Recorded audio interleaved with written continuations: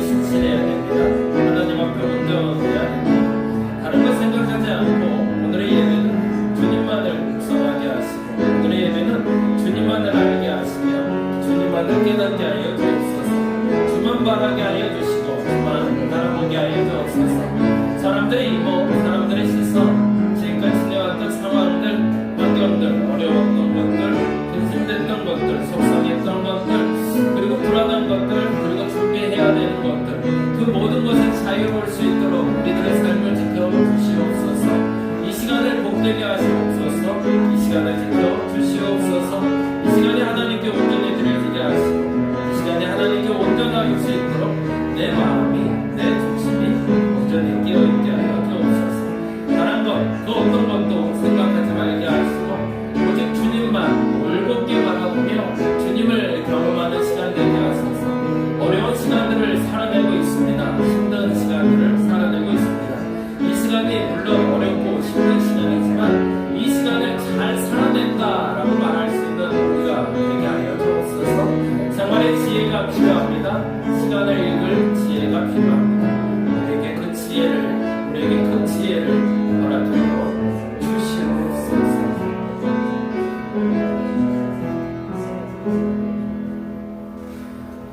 자리에서 일어나 우리 하나님 앞으로 나아가도록 합니다.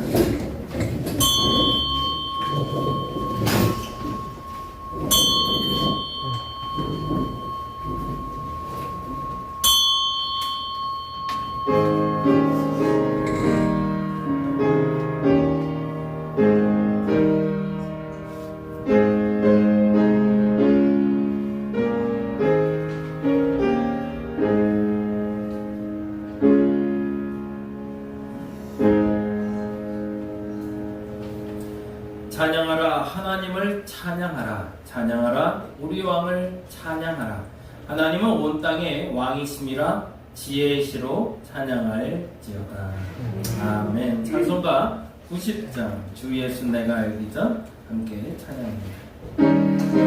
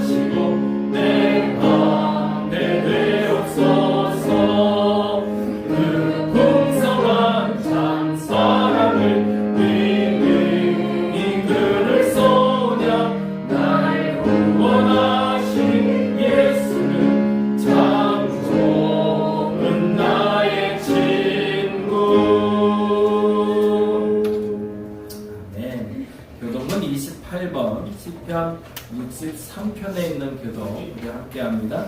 작은 글 쓰는 제가, 큰 글 쓰는 여러분이 천천히 읽어주시면 됩니다. 하나님이여, 주는 나의 하나님이시라. 내가 간절히 주를 찾되 우리 역사하고 한편 땅에서 내 영혼이 주를 갈망하며 내 육체가 주를 갈망하리라. 내가 주의 권능과 영광을 보기 위하여 유다같이 성소에서 주를 바라보나이다. 주의 인자하심이 생명보다 나으므로 내 입술이 주를 찬양할 것이다. 이러므로 나의 평생에 주를 송축하며 주의 이름으로 말미암아 나의 소리를 들리리라. 골수와 기름진 것을 먹은 것 같이 나의 영혼이 만족할 것이다. 나의 입이 기쁜 입술로 주를 찬송하되 내가 나의 침상에서 주를 기억하며 새벽에 주의 말씀을 작은 소리로 들을 때가 오리니 주는 나의 복이 되셨습니다. 함께합니다. 내가 주의 나에게 그늘에서 즐겁게 부르리라. 아멘. 성령합니다.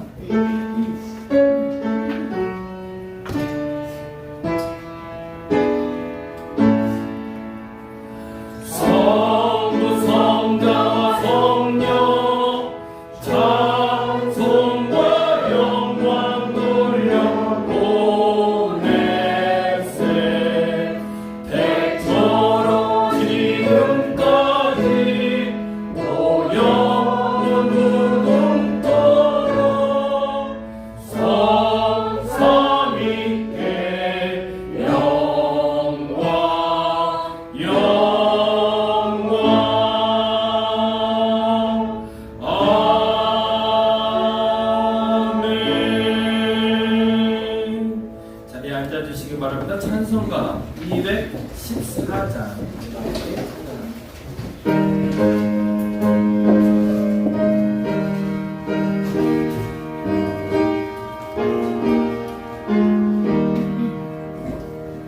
나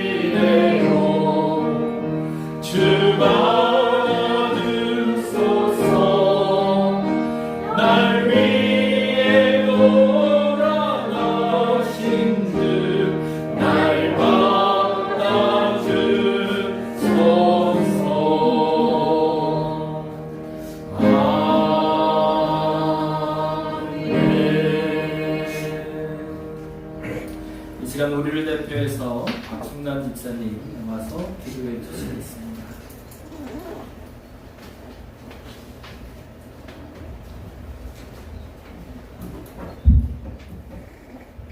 기도하시겠습니다. 할렐루야. 사랑과 은혜가 풍성하신 주님, 거룩한 주일날 주님 전에 나와 예배드리게 하시니 감사드립니다. 지난 한 주간도 주님 뜻대로 살지 못하고 내 맘대로 내 뜻대로 살다 온갖 죄를 짓고 주님 앞에 나왔습니다. 먼저 저희의 죄를 용서하여 주시옵소서. 주님 보혈의 피로 깨끗하고 정결하게 하여 주시옵소서. 이 나라의 민족을 축복하시고 특히 저희 다림목회를 기억하여 주시옵소서. 교회에서 사역하는 모든 일에 주님께서 함께하여 주셔서 교회가 부흥되고 지역에서도 인정받게 하여 주시옵소서. 주일학교가 부흥되게 하시고 이 일을 위해 사역하시는 모든 분들에게도 주님의 놀라운 은혜가 함께 하시길 원합니다. 주님 도와주시옵소서.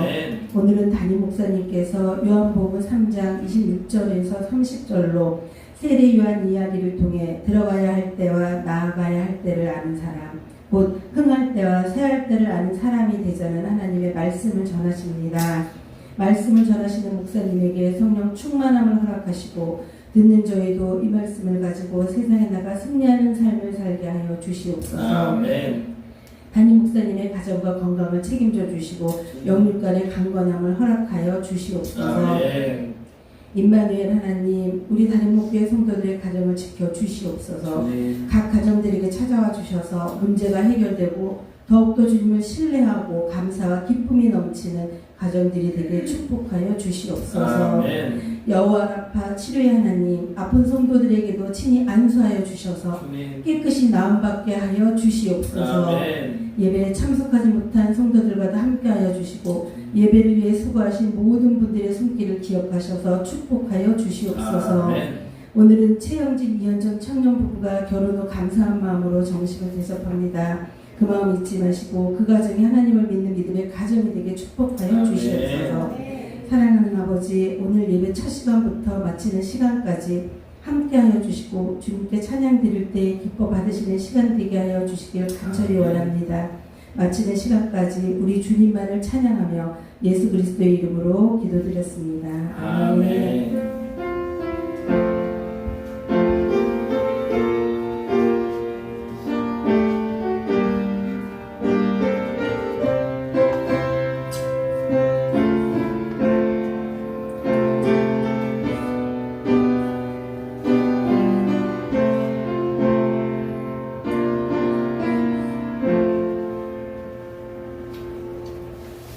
오늘 함께 볼 하나님의 말씀은 요한복음 3장에 있는 말씀 함께 봅니다. 요한복음 3장 26절에서 30절까지 말씀이 되고요.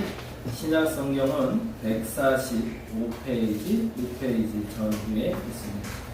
요한복음 3장 26절에서 30절 다 찾으셨나요? 네, 우리 다 같이 자리에서 일어나셔서 같이 한 목소리로 하나님이 우리에게 주시는 말씀 같이 공동합니다. 같이 한 목소리를 읽겠습니다. 그들이 요한에게 가서 이르되 랍비여, 선생님과 함께 요단강 저편에 있던 이 곧 선생님이 증언하시더니가 세례를 베풀매 사람이 다 그에게로 가더이다. 요한이 대답하여 이르되 만일 하늘에서 주신 바 아니면 사람이 아무것도 받을 수 없느니라. 내가 말한 바 나는 그리스도가 아니요 그의 앞에 보내심을 받은 자라고 한 것을 증언할 자는 너희니라. 신부를 취하는 자는 신랑이나 서서 신랑의 음성을 듣는 친구가 크게 기뻐하나니 나는 이러한 기쁨으로 충만하였노라. 그는 후하여야 하겠고 나는 쇠하여야 하리라. 아멘. 자리에 앉아주시기 바랍니다. 오늘은 흥하고 쇠할 때를 아는 사람 세례 요한이라는 제목으로 같이 말씀 나누려고 합니다. 우리 신혼부부 왔으니까 한번 마지막 이제 더 이상 인사 안 드릴게요. 네, 신혼여행도 잘 다녀오셨는데 우리 두 분 위해서 박수 한번 주시기 바랍니다. 오늘 맛있는 박사인데요. 이건 맛있게들 다 드시고 그리고 축하해 주시고 또 저 가정이 믿음의 가정 될 수 있도록 여러분 꼭 기도할 때마다 한마디씩 꼭 더해서 기도해 주시기를 부탁드리겠습니다. 이제 말씀드린 대로 오늘은 세례 요한 얘기를 하기 전에 먼저 잠깐 시간에 대한 이야기를 먼저 좀 드리고 싶어서요. 시간을 살아가는 네 가지의 방법이 있습니다. 사람마다 공통되게 나타나는 특징들이 있더라고요. 예, 이러한 사람들이 있더라라는 생각이 들어서 그 얘기 먼저 좀 잠깐 드리려고 합니다. 근데 그 전에 물론 이제 시간에 대해서 말씀드리기 전에 먼저 해야 될 일이 있는데 시간을 창조하신 분이 하나님이라는 전제부터 일단 시작을 하려고 합니다. 자, 첫 번째 시간을 살아가는 네 가지 방법이 있는데요. 첫 번째 한번 읽어볼까요?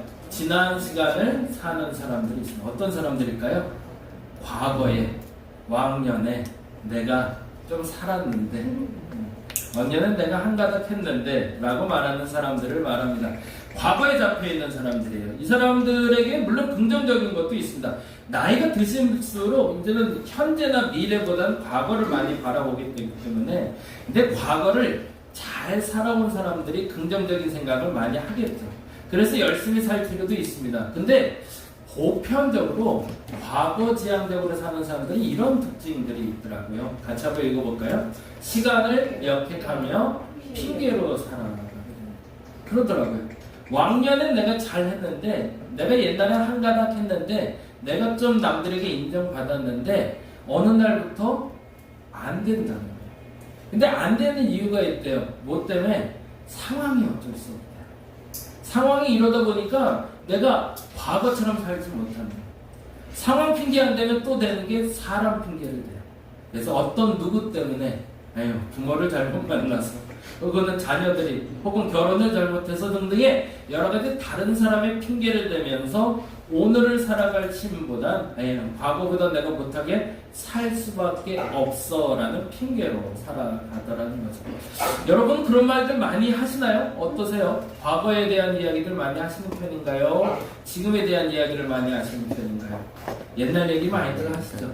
그래서 특히 어르신들하고 얘기할 때 역사 이야기를 들려주시기도 하지만, 그래서 과거를 이야기할 때 하나 팁은, 우리가 과거를 아예 무시하고 살아갈 수는 없습니다. 그런데 과거를 기억하고 살 때 그 과거를 항상 오늘에 적용하며 살아갈 수 있는 여러분 되시길 바랍니다. 과거에는 이렇게 안 됐었어. 그런데 지금 내가 그 안 되는 걸 이렇게 고쳤기 때문에 지금은 이렇게 잘 되고 있어 라고 말할 수 있어야 정상이라는 거죠. 반면에 그렇지 않더라도 과거는 이렇게 잘 됐던 게 왜 지금 안 된가를 고민하고 적용하면서 과거에 잘 됐던 기억에 그 장점을 가지고 오늘을 살아가게 된다면 오늘은 긍정적으로 행복하게 살아갈 수 있을 겁니다. 근데 이게 시간이 단절되니까 오는 겁니다. 과거만을 얘기하기 때문에. 그래서 과거의 어떤 기억들을 오늘의 기억으로 되살려서 오늘의 긍정적인 에너지로 저와 여러분이 만들어갔으면 좋겠습니다. 지금 이렇게 말씀드리는 부분은 과거 얘기를 많이 하는 분들에 대한 이야기입니다. 내가 옛날에, 내가 왕년에 라는 말을 많이 쓰시는 분들은 그렇게 적용해보면 참 좋겠습니다. 두 번째, 이제 기억을 하시고 익숙하게 따라오실 수 있을 것 같은데요. 현재 시간을 살아가는 사람들이 있습니다. 과거 지향적인 사람보다 훨씬 괜찮은 사람이죠. 이 사람들은 오늘에 충실합니다. 그래서 오늘을 꽤 열심히 살아갑니다. 그리고 오늘 해야 할 일을 멈추지 않고 합니다. 그래서 긍정적인 에너지가 참 많아 보입니다. 그래서 과거 지향적인 사람보다는 훨씬 더 나은 삶을 살기 시작하죠. 그래서 좀 더 나아진 삶을 살 수 있는 사람이 현재라는 시간을 살아가는 사람인데, 이 사람들에게 이런 문제가 있습니다. 같이 읽어볼까요? 오늘을 살 때 내일을 준비하지 못할 때가 너무 많아요. 요즘 젊은 분들, 그런 분들 많대는데 우리 교회 분들은 그렇지 않으리라 믿고요. 그리고 노년에도 마찬가지지만 어느 순간부터 우리는 은퇴라는 걸 준비를 해야 돼요.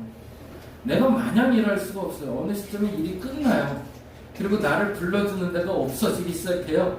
친구들도 마찬가지예요. 옛날에 그렇게 친구 많은 것 같았는데 어느 날부터인가 연락할 사람들이 없어지기 시작하고요. 어느 날부터인가 전화기는 뚜뚜 하면서 멈춰지기 시작해요. 아무도 내게 연락 안 하고요. 아무도 연락할 데가 없어요. 전화기를 계속 만져봐도 이게 누구한테 연락해야 될지 모르겠어요. 그리고 친하다고 생각했던 사람을 도대체 언제 전화했는지도 모르겠어요. 그런 때가 와요. 그래서 우리는 그런 때를 준비하고 살아야 됩니다. 그런데 오늘을 살아가는 사람들은 보통 어떻게 살냐면 오늘에 만끽하며 살기 때문에 내일에 대한 준비가 전혀 되지 않습니다. 돈을 나눴을 때도 마찬가지죠. 우리는 재정을 가지고 지금도 살아가고 있습니다. 내 주머니에 있는 돈으로 살아가는 겁니다. 남의 돈 갖고 살아가는 거 아니죠. 근데 내 돈 갖고 살아갈 때 지금 풍요하다고 지금 다 써버리면 내일은 내게 보장되지 않겠죠. 그래서 우리는 저축이라는 것도 해야 되고 저금이라는 것도 해야 되고 지금 써야 될 것 중에 아껴야 될 게 생기는 거죠. 왜? 내일을 위해서입니다.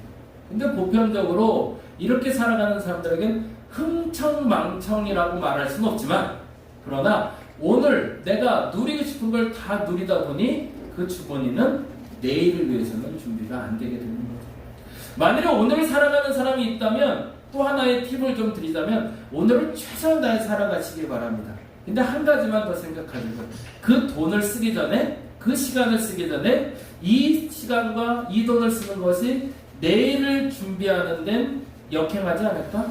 만약 그런 생각이 든다면 그 돈 쓰는 일을 멈춰야 되고 그 시간을 잠깐 멈출 필요가 있는 거죠.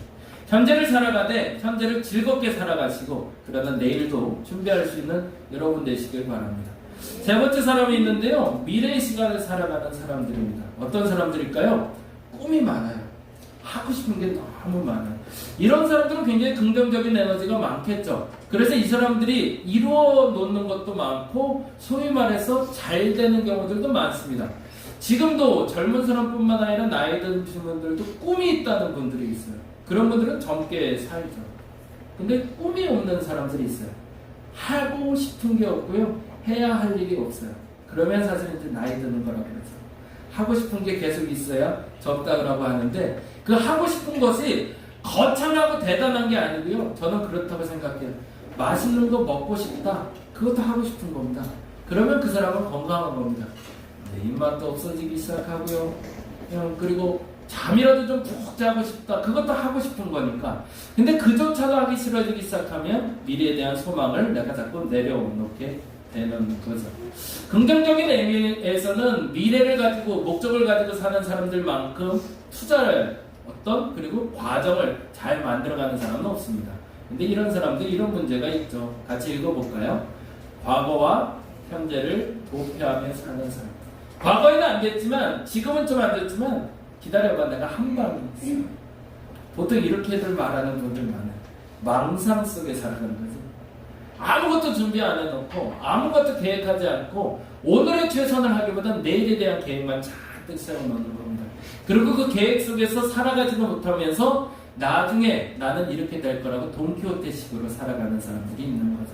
안타깝지만 이들도 과거지향적으로 사는 사람이나 현재지향적으로 사는 사람이나 동일하게 인생을 망가뜨리면서 살게 됩니다.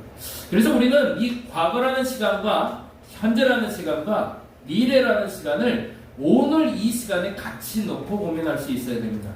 과거에 잘못된 것들이 오늘 내게 어떻게 적용되는지, 과거에 잘했던 것들이 어떻게 적용되는지. 그래서 우리는 시간이 흐름에 따라서 쌓이고 있음을 알아야 됩니다. 과거의 잘못들이 쌓여서 나를 무너뜨릴 수도 있지만 과거의 잘못들이 쌓여서 나를 견고하게 만들 수 있습니다. 그래서 그 과거의 견고한 그 디딤목 위에서 내가 설 때 오히려 건강한 오늘을 살아갈 수 있고, 오늘을 건강하게 살아갈 때 오늘로 멈추는 것이 아니라 오늘 이후에 내일을 준비할 수 있는 저와 여러분 되시기를 간절히 바랍니다. 그렇게 살아갈 수만 있다면 너무너무 좋겠는데 생각보다 우리는 때때로 하루하루가 동일하지 않게 살아갑니다. 어떨 때는 과거만 생각하고 있고요. 어떨 때는 오늘만 생각할 때 있고요. 어떨 때는 내일만 생각하고 살 때가 있고, 이 시간을 자꾸 끊어서 생각하더라는 거죠. 제가 생각노트라고 해서 낙서장을 드렸는데요. 전 생각노트를 굉장히 잘 활용하는 편입니다. 여러분도 한번 그랬으면 좋겠습니다. 그래서 그 노트에 그렇게 한번 적어놓고 해보셔도 좋을 것 같아요. 과거, 현재, 미래. 그래서 과거의 기억 속에 지금 내가 괴롭힘을 당하는 게 뭔지 오늘 하루 한번 생각해 보시고요. 어제의 기억이 내가 너무 힘들어요. 그러면 오늘 못 살아가요. 어제의 문제를 우리가 해결해야 오늘을 살 수 있습니다. 그래서 거기다 한번 적어보시죠. 아침에 시작할 때 과거의 기억, 어제의 기억을 먼저 한번 적어보세요. 그게 나를 오늘 괴롭히고 있다면 그거부터 먼저 정리하셔야 됩니다. 그리고 그것이 없다면 과거에 내가 잘 준비해 놓은 것도 한번 생각해 보시고 미처 마무리 못한 것도 생각해 볼 필요가 있겠죠. 그러면 오늘 해야 할 일이 생깁니다. 뭐죠? 과거의 그 아픈 기억을 제거하는 게 오늘의 시작이 돼야 되고, 그리고 과거에 미처 마무리 못했던 걸 언제? 내일이 아니라 오늘 마무리해야 되는 거죠. 그래서 오늘의 계획을 세워야 되고요. 그래서 그 오늘의 계획표에 따라서 뭐가 만들어져야 될까요? 내일 내가 하고 싶은 것, 해야 할 일이 만들어져야 정상으로 살아가는 겁니다. 그래서 여러분이 한번 노트를 할 수 있으면 노트로 하셔도 되고, 아침마다 기도하실 때 머리로 생각해 보시기 바랍니다. 그래서 그 과거와 현재와 미래가 공존하는 사람이 되시길 바랍니다. 그러면 정말 건강한 사람은 누굴까요? 제가 생각할 때 이 네 번째 방법에 속하는 사람입니다. 같이 한번 읽어보죠. 시간의 흐름에 따라 사는 사람. 이 사람이 가장 멋진 사람입니다. 시간이 지나갈 때 그 시간의 동선에 따라 살아가는 게 제일 행복한 사람입니다. 고등학교 아이들 중에서 가끔 염색을 하는 경우들이 옛날에 있었어요. 지금도 있고요. 그리고 우리 아이도 염색도 하고 머리를 잘랐다가 길렀다가 별걸 다 해요. 그런데 그리고 교복을 안 입고 다닐 때도 있고 교복을 입고 다닐 때도 있고, 어느 날은 시커먼 옷만 입다가 어느 날은 하얀 옷만 입다가 막 그럴 때가 있어요. 심지어 우리 큰애도 귀걸이도 하고 싶어서 또 귀걸이도 했고 하고 싶은 거 다 해요. 그런데 매우 중요한 생각이 든 게 하나 있어요. 그때 하고 싶은 건 그때 할 수 있게 해줘야 돼요. 이상한 건 우리는 그때 하고 싶은 걸 항상 못하게 하는 부모님과 이웃 사람들과 살아왔어요. 그래서 놀아야 될 때 애들이 놀지 못해요. 그래서 우리 아이들한테 제일 많이 쓰는 단어가 있어요. 떠들지 마. 조용히 해. 가만히 좀 앉아 있어. 아이는 원래 가만히 있을 수 없는 존재입니다. 애들이 가만히 있으면 애들이 병든 겁니다. 애들은 뛰어놀아야 되고 시끄러워야 맞는 거죠. 가만히 있지 않는 게 맞는 겁니다. 시끄러운 게 맞는 겁니다. 사고 치는 게 맞는 겁니다. 그걸 맞다고 인정해주면서 아이가 성장할 때 아이는 건강하게 성장합니다. 근데 그때 그것을 못하게 만들어버렸기 때문에 우리는 과거의 그 쓴뿌리가 현재 성인이 돼서 드러나기 시작하는 거죠. 여러분은 어떻게 사셨나요? 과거의 그 흐름대로 살아오셨나요? 하고 싶은 소리 다 하고 사셨나요? 100이면 100 아무도 그런 사람이 없어요. 근데 어느 순간이 되면 우리는 한번 하고 싶은 소리를 마음껏 할 필요가 있습니다. 화도 내야 돼요. 무조건 화를 참는 게 잘하는 게 아니더라고요. 울고 싶을 땐 울어야 돼요. 마음껏 웃을 땐 웃어야 됩니다. 한번 생각해 보자고요. 지난 한 주 동안 얼마나 한번 크게 웃어보셨나? 웃어본 기억이 별로 없어요. 어느 순간부터. 그리고 크게 웃으면 사람들이 이상하게 쳐다봐요. 울지도 못해요. 어느 순간부터 펑펑 한번 울고 싶은데 너무 힘들어서 그걸 잘 못해요. 근데 중요한 건 제대로 울어본 사람, 그리고 제대로 우는 사람, 제대로 웃어본 사람이 건강하게 살던 거라는 거예요. 그게 시간의 흐름에 따라 사는 겁니다. 신혼부부는 신혼부부답게 살아야 됩니다.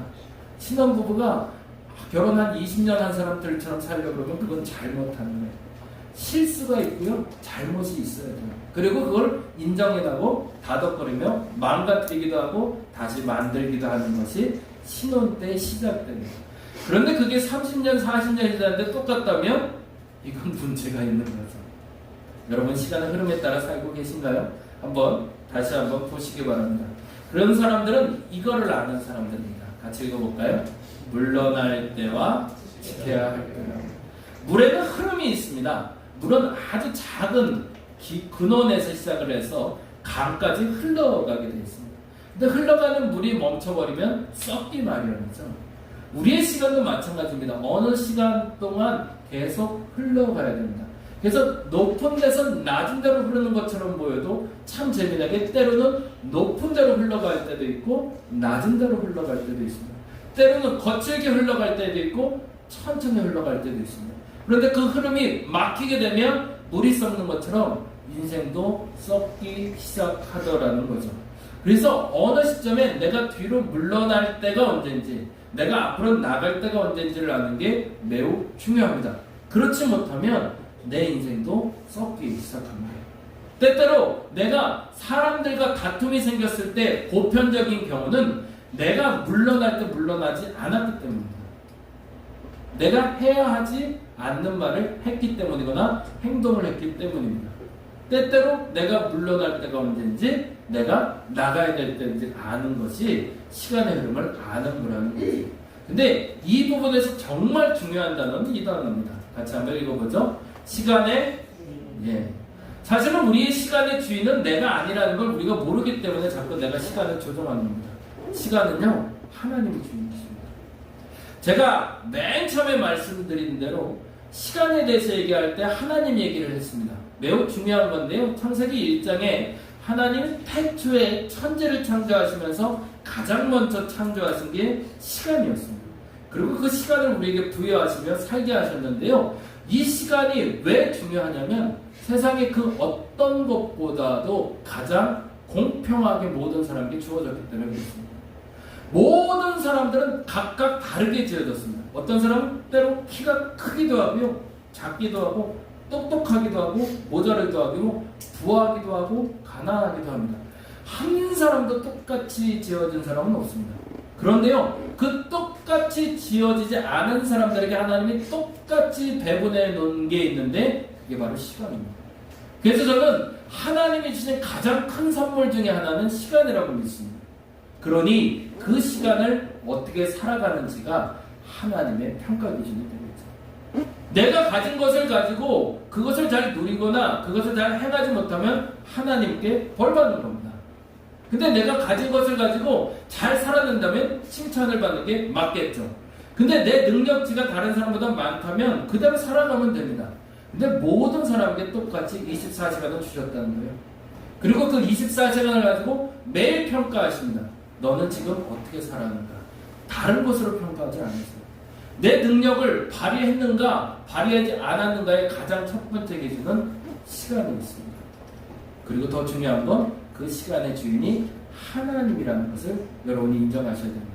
그러니까요, 그 시간을 내 마음대로 쥐락펴락 하는 게 아니라는 얘기예요. 그래서 하나님이 이제 그 시간에 떠나라 하면 떠날 수 있어야 되는데 마지막에 언제일까요? 죽어야지 이제. 그러면 가는 거예요. 그건 내가 조절 못해요. 그걸 우리가 알면서도 시간의 주인이 나라고 착각해요. 내가 내 마음대로 태어난 것 같으신가요? 요즘은 뭐 제왕절개로 그 날은 정했다고 하지만 그 또한 내가 정하는 게 아닙니다. 가는 날도 내가 정하는 게 아니더라고요. 왜요? 시간의 주인이 하나님이 되는 것입니다. 근데 우리는 착각해요. 지금 살아있는 동안 그 시간이 넘친다고 착각하고 그 시간이 내 거라고 착각하고 있어요. 그래서 막 살아내는 거죠. 무엇보다 시간에 대해서 현재, 과거, 미래를 기억하기 이전에 시간의 흐름을 알고 원한다면 하나님의 시간 속으로 들어가는 여러분 되시기 바랍니다. 그리고 그 시간의 주인이 하나님이라고 입으로 자꾸 선포하시고 머리로 기억하시고 그 시간을 살아내시기 바랍니다. 더욱더 값진 것은 내일도 하나님은 동일하게 24시간이라는 시간을 우리에게 선물로 허락하신다는 겁니다. 그러니 오늘을 좀 헛되게 살아도 내일을 살아갈 힘을 내게 주시는 거죠. 오늘은 세례 요한 얘기를 잠깐 하려고 하는데요. 세례 요한이 그런 사람이기 때문에 그렇습니다. 세례 요한 하면 두 가지 사건이 있는데 첫 번째 이 옆에 오른쪽에 있는 그림인데요. 이렇게 성경은 기록합니다. 광야에서 외치는 자라고. 그가 끊임없이 공의를 외칩니다. 정의를 외칩니다. 바른 것을 말합니다. 그렇게 살라고 지어진 사람인 걸 본인이 알았기 때문에 그렇습니다. 그의 사명대로 살아가고요. 그의 시간을 그는 공의를 외치는 것으로 살아가기 시작합니다. 근데 무엇보다 더 중요한 것은 그가 했던 가장 중요한 일인데 바로 옆에 있는 세례를 주는 일이었습니다. 사람들이 그의 말을 듣고 깨닫기 시작하고 동요하기 시작하고 변화하기 시작하는 거죠. 그리고 변화할 때마다 변화된 사람에게 세례라는 걸 베풉니다. 그래서 너는 변화된 사람이라고 선포해 줍니다. 사실 세례는 그러한 의미가 있습니다. 우리가 그냥 무의식적으로 세례를 받아왔는데 우리 이제 현장식으로 세례 받으셔야 돼요. 이제 좀 이따가 시간 되면 한번 알려줄게요. 어떻게 세례 받는지. 세례를 받아야 되는 가장 큰 이유는 내가 그리스도 안에서 구원받았다, 변화된 사람이다 라고 선포하는 것도 있지만 지금 말씀드린 대로 세례는 내가 과거의 나에서 지금의 나로 변화된 사람이라는 걸 만민에게 선포하는 시간입니다. 그래서 세례 요한이 가장 먼저 했던 일이고 가장 중요하게 여겼던 일이고 가장 많이 했던 일이 바로 이 세례를 주는 일이었습니다. 근데 문제가 발생했어요. 마지막은 아니었지만 그 어느 순간에 저 그림의 사람에게 세례를 준 다음부터 상황이 바뀌기 시작해요. 예수님이란 분인데 그분에게 세례를 주고 나서 그분이 옆에 개업을 하셨어요. 동일한 업종으로. 세례를 나만 주고 잘하는데 옆에서 예수님도 같이 세례를 주기 시작하는 거예요. 근데 그 다음 문제가 내가 원조인데 나보다 나아지기 시작해요. 그래서 제자들이 이렇게 얘기합니다. 읽어볼까요? 그들이 요한에게 가서 세례 요한을 말합니다. 이르되 랍비여 선생님과 함께 요단강 저편에 있더니 누구를 얘기할까요? 예수님을 얘기합니다. 개업을 하셨대요. 근데 어떻게 됐대요? 같이 읽어볼까요? 곧 선생님이 증언하시던 이가 세례를 베푸매 사람이 다 그에게로 갔대요. 우리 가게는 팔이 날려요. 이거 어떻게 하면 되죠? 이건 제자들 입장에서 심각한 고민입니다. 그것도 심지어 내가 세례해준 사람인데 근데 그 사람에게 다 몰려와요. 기분이 나쁠만 하죠. 그러니까 제자들도 동요하기 시작했고 선생에게 물어본 거예요. 이거 어떡하죠? 우리가 다시 다른 데서 개업을 할까요? 아니면 자리를 한번 옮겨볼까요? 여러 가지 고민이 들었겠죠. 근데 그때 요한이 다음과 같이 대답을 합니다. 같이 읽어볼까요? 요한이 대답하여 이르되 만일 하늘에서 주신 바 아니면 사람이 아무것도 받을 수 없느니라. 무슨 얘기일까요? 지금 말씀드린 대로 사람의 앞서고 뒤서는 것은 오직 하나님의 뜻이라는 거예요. 뭐예요? 시간의 주인이 하나님이라는 거예요. 우리가 하기에는 잘 될 때도 있지, 우리가 하기가 잘 안 될 때도 있는 거야. 사람이 많이 모일 때도 있어, 사람이 안 모일 때도 있어. 그걸 인정하는 게 시작이야. 그게 내 마음대로 되는 게 아니라 하나님이 하시는 거야. 내가 왜 열심히 하는데 안 될까? 이유가 있어. 네가 바르게 열심히 하는데 안 될 때는 하나님의 때가 안 됐기 때문이야. 근데 내가 열심히 안 해서 안 될 때 뭐라고 할까요? 네 탓이야, 그런 거죠. 네가 열심히 안 해서 안 되는 거지 하나님이 안 도와주셔서 안 되는 게 아니라는 것도 인정해야 됩니다. 근데 무엇보다도 내가 열심히 했는데 그 성과물이, 그 결과물이 안 나오고 있다면 우리는 믿음으로 선포할 수 있어야 됩니다. 그리고 또한 내가 무엇인가 다 잘 됐다가 어느 순간에 막 쪼그라들기 시작하고 어려워지기 시작해도 우리는 인정해야 됩니다. 이 시간의 주인은 하나님입니다. 그것을 인정하는 순간 다음과 같은 고백을 하게 됩니다. 28절 읽어볼까요? 내가 말한 바 나는 그리스도가 아니요 그의 앞에 보내심을 받은 자라고 한 것을 증언할 자는 너희니라. 뭐죠? 같이 읽어보죠. 우리는 보내심을 받은 자인 걸 알아야 합니다. 그러니 내가 하는 일도 내가 계획하고 내가 판단하고 내가 이룬 것 같지만 사실 하나님이 나를 보내셔서 시킨 일이라는 걸 알게 됩니다. 엄마가 우유 사오라고 그랬는데 사이다 사오면 혼나는 거잖아요. 그렇죠? 커피 먹자고 그랬는데 사이다 먹으면 그건 혼나는 거잖아요. 그렇죠? 하나님이 나를 이 땅에 보내셔서 시간의 주인이 나라고 하라고 하신 일이 있는데 그거 안 하고 있으면 그 일은 안 돼야 당연한 거죠. 근데 우리는 때때로 착각을 해요. 나는 열심히 하는데 왜 하나님이 안 도와주시냐? 안 도와주시죠. 하나님이 시킨 게 아닌데. 그게 잘 되면 큰일 나는데. 극단적으로 왜 나는 이렇게 죽어라고 돈을 버는데 돈이 안 벌리네요. 나는 돈 벌 자격이 없나 보죠. 그것조차도 인정이 잘 사실은 안 돼요. 그런데 어느 한순간에 하나님이 시키는 일이라면 그 일은 성경에서 반드시 얘기합니다. 형통케 하신다. 왜요? 하나님이 나를 그 일을 때문에 보내셨으니까 그 일은 잘 될 수밖에 없을 겁니다. 그러니 내가 오늘 해야 될 일을 점검하고 결정할 때 이것이 하나님이 나에게 오늘 하라고 하신 일인지 아니면 내 욕심인지만 구별할 수 있다면 그 일의 형통은 결정되어 있는 거죠. 근데 안타깝게도 우리는 내가 자꾸 선택을 합니다. 그리고 끊임없이 하나님한테 그렇게 얘기하죠. 왜 안 도와주시냐고. 내가 이렇게 죽어라고 하는데 최선을 다하고 있는데 열심을 다하고 있는데 왜 안 도와주냐고. 내가 너를 그걸로 보내진 않았는데 내가 그걸 어떻게 도와주냐고 그러시죠. 근데 그 소리는 귓등으로도 안 들리는 거죠. 그때는 바꿔야 됩니다. 뭘요? 내가 하던 일을 내려놔야 되는 겁니다. 그 일 하지 말아야 됩니다. 그런데 끊임없이 우리는 요청하죠.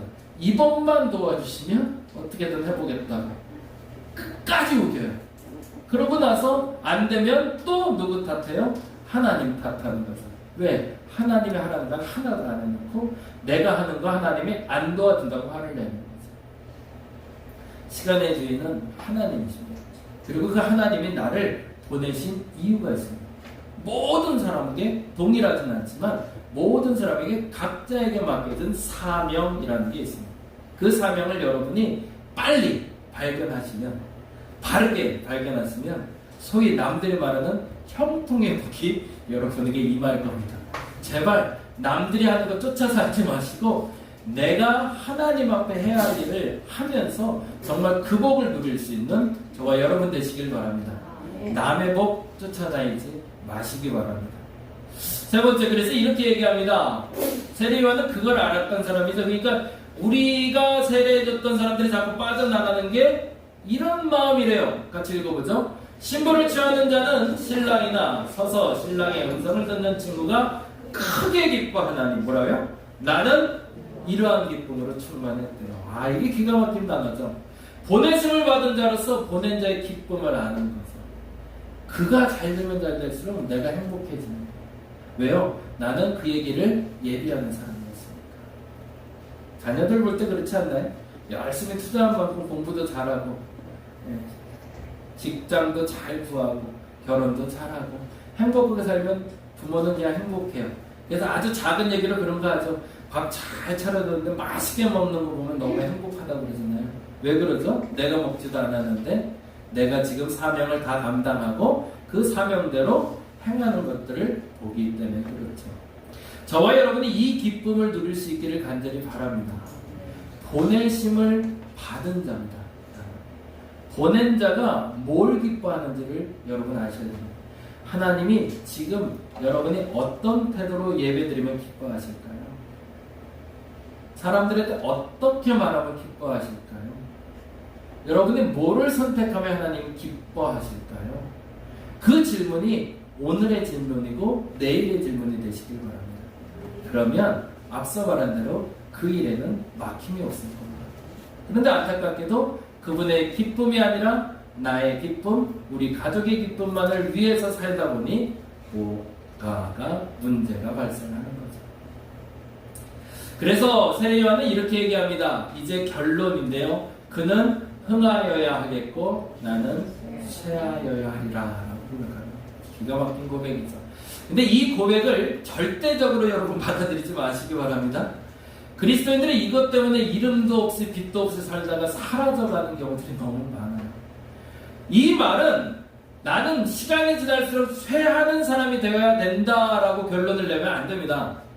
전제가 된 게 있잖아요. 그가 흥해야 했고 내가 쇠해야 하지만 그 전에 나도 무슨 경험이 있어야 돼요? 흥한 경험이 있어야죠. 흥하지도 않고 맨날 어떻게 쇠하기만 해요. 절대 그렇게 되는 거 아닙니다. 하나님은 반드시 당신에게 허락된 사람에게 주신 사명이 있다면 그 사명을 감당하는 일은 흥하게 하실 겁니다. 그리고 어느 시점이 되면 내려놓게 하시는 거지 한 번도 흥해보지 못하고 내려놓으라고 하지는 않으신다는 겁니다. 가장 완벽하게 사는, 같이 읽어볼까요? 가장 완벽한 시간을 살아가는 방법은 하나님이 정하신 시간을 살아내는 겁니다. 오늘 하나님이 여러분에게 뭘 하기 원하시나요? 작은 것부터 시작하잖아요. 왠지 오늘은 성경을 한 장 더 봐야겠다. 그걸로 족합니다. 왠지 오늘은 좀 잠을 좀 푹 자야겠다는 마음을 주시면 그 마음대로 하시는 겁니다. 내 마음대로가 아니라 그 마음을 주실 때 그대로만 행동하시기 바랍니다. 다른 거 필요 없습니다. 다른 건 너무 판단하려고 애쓸 필요 없습니다. 오늘 하나님이 기뻐하는 일이 뭘까? 그 일에 집중하시고 그 일을 한번 살아보시기 바랍니다. 그러면 가장 완벽한 시간을 여러분이 살아낼 수 있을 겁니다. 한번 도전해 보시자고요. 기가 막힌 일이 벌어질 겁니다. 그래서 오늘은 이렇게 기도했으면 좋겠습니다. 기도 제목 같이 읽고 같이 기도했으면 좋겠는데요. 같이 읽겠습니다. 하나님의 뜻을 알고 사명하라. 진정한 기쁨을 누리며 시간의 흐름에 따라 살게 하소서. 이 시간은 내가 정한 시간이 아니라 하나님의 시간의 흐름에 따라 살아가는 겁니다. 그래서 와라 그러면 갈 준비도 하고요. 가라 그러면 갈 준비도 할 수 있는 저와 여러분 되시기를 간절히 바랍니다. 기도하겠습니다.